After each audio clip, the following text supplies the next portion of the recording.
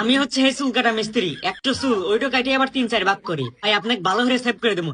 এত মোটা দাড়ি, বিলেটি তো ভালো করে ঢুকতেছে না। আমার বিলেটের অবস্থায় তো খারাপ হয়ে গেছে, বুঝছি। আতুর আর ছেড়ে নিয়ে আসি গে। আতুর দিয়ে বেড়ে বেড়ে দাড়ি কাটতেছি। ওয়াও ভাই, আপনি তো ভালো সেভ করে দিছেন। ভাই এই যে ফ্যান চালাছি, এখন আপনার চুলগুলো কেসে দিয়ে কেটে দিবো। চুল কাটা হয়ে গেছে, এখন মাথাটা আসছে দেই। ধ্যান তো ভাই কেউ হয়েছে, ভালোই হয়েছে। বুঝলাম না, একটু চুল এবার সোজা আছে গে, বেহাত হয় না। কি যে রাগ ধরছে, স্যাপ দেওয়ার সোজা বানাই, তাও তো সোজা হয় না। বুঝছি, বন্দুক দিয়ে গুলি হয়ে সোজা বানানো।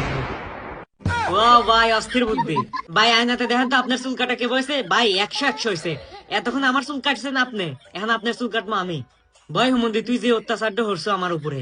প্রথম আগে দাড়িতে দিলাম কেরাসিন তেল, তারপরে মিশালাম কালেজিরার গুঁড়ো। এখন চুলটা সোজা হরি, সোজা হয়েছে। এখন চুলে আগুন ধরা দেই। জাবদল তুই থাকিস, বোম ফাটবে নি। আমি চলে গেলাম বাড়ির বাইরে।